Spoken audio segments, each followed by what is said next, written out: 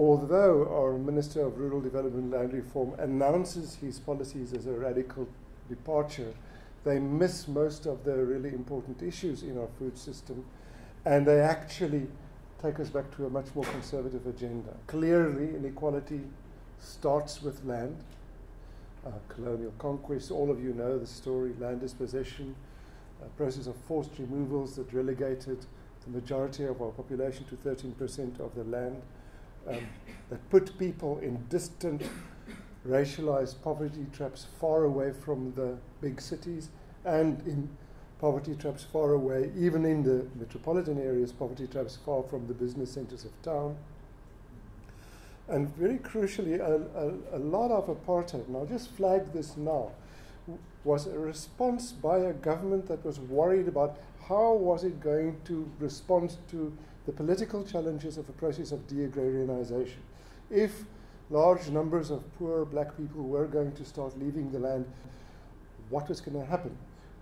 They would be starting to make claims on the economy, they would start to make claims on the state, and the apartheid solution to that problem was really a politics of rural containment. It was about, let's keep poor black rural people contained in the rural areas under the authority, under the tutelage of chiefs that we can control. That was very much, apartheid wasn't some kind of irrational response. It was a rational fix for the threat of large numbers of poor black people coming to town. And you may find yourself thinking that we're looking at a little bit of a rewind of some of these solutions if you look at present-day South African politics.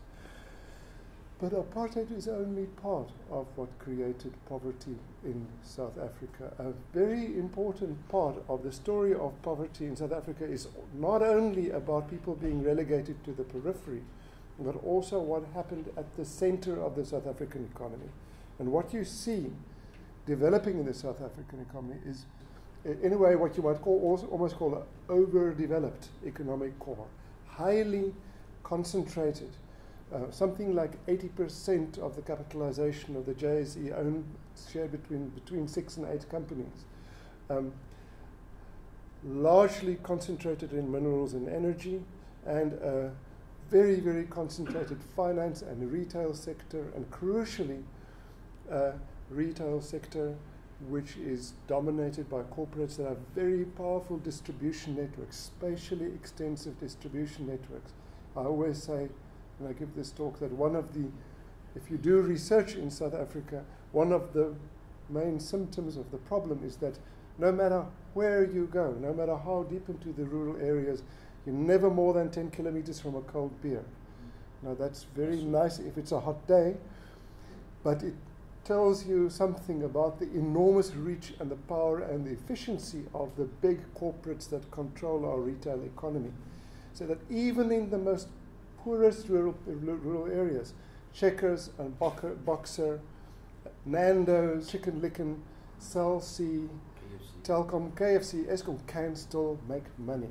So in a lot of the developing world these days, there's a lot of talk about the fortune at the base of the pyramid. KC Prodan is telling Unilever that you can sell things to poor rural people. In South Africa, corporates already have that, learned that lesson. And that creates great difficulty for poor rural people. On the one hand, what we've had since 1994 is a cheap food policy.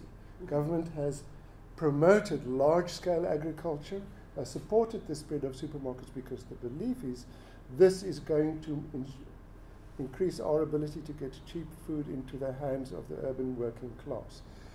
That's been fairly successful. The food is also incidentally quite tasty and quite unhealthy, so we now have rapidly increasing burdens of disease related to non-communicable diseases related to nutrition. But the other problem is that this presence of corporate South Africa, even in the deepest rural areas, crowds out competition from below. The supply lines bypass small farmers, and they crowd out retailers and entrepreneurs who could occupy that space. So in a way, it makes entry into the South African economy, opportunities for accumulation, much harder. Well, the problem that we in a way have at the moment with land and agrarian policy is that our policies don't look at those problems. What we have is a rhetoric around land reform that is primarily about the past, about redress, reconciliation, national identity, etc. There's an economic commitment to trickle-down economics, as I said, cheap food, etc. And land reform is no longer, and has for quite a number of years, no longer served a pro-poor agenda. Our Department of Agriculture still has a very strong bias, in spite of rhetoric, towards large-scale agriculture. Land reform is becoming a kind of narrow BEE for a small group of emergent black capitalist farmers. And the larger problem of turning our food system into something that can create opportunities for poor people to farm, to make a living in the food system has been ignored. And while there has been since Paul Ekwana, sort of an increased rhetorical commitment to small farmers and agrarian reform, we haven't really seen it turned into policy. We haven't seen any kind of coherent approach to small farmers rolling out from our Department of Agriculture. There's still the notion that in order to become a proper farmer, you have to essentially be a smaller and hopefully later a bigger version of the model that is provided to us by large-scale capitalist, highly capital-intensive commercial agriculture, which means that the needs of the 2 million households in our economy are engaged in subsistence agriculture, and the 200,000 small farmers who are part-time farmers but who take a significant part of the produce to commercial markets, they exist more or less outside the policy frameworks. They are not being looked at all. We've seen a proliferation since 2011 of a whole number of frameworks, proposals, acts, etc. In many ways, it's been difficult to see the coherence of these proposals. We had an 11-page green paper. It must be the shortest green paper in certainly South African parliamentary history. A whole lot of often contradictory and inconsistent policy papers and draft bills that describe different kinds of rights for different people.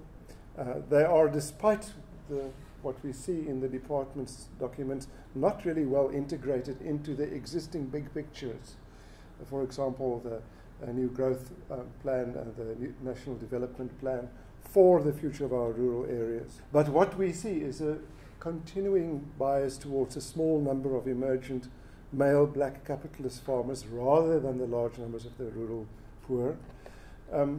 In a way, a reversion to paternalistic governance and conditional tenure. So if you are a small farmer who benefits from the various programs that are in place, you will find that you will not become an owner. You will be given land often under something like a caretaker agreement. You will told that your continued land tenure is on a use it or lose it basis. You must show that you can do it. And if you can graduate to becoming a proper farmer who makes these decisions, it is not yet clear, then perhaps you will be given secure tenure. So the notion is that if you're a white farmer, and if you buy your land on the open market, that's fine, but if you're a black farmer and you want to be a beneficiary of land reform, you are essentially in school.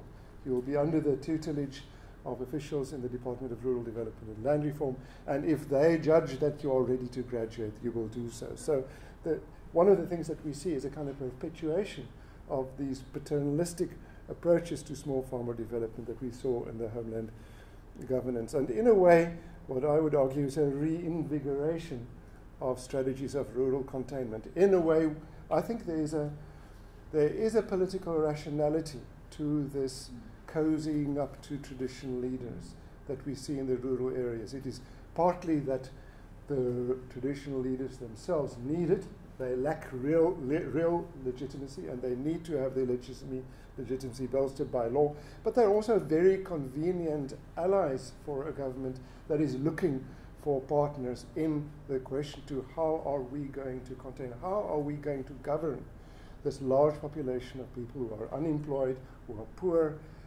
who are vulnerable, but who also believe that they have rights. So I think we are in a crisis at the moment with our minister and with our Department of Rural Development, and I think it's really time for more coherent solutions and programs to be proposed. Thank you.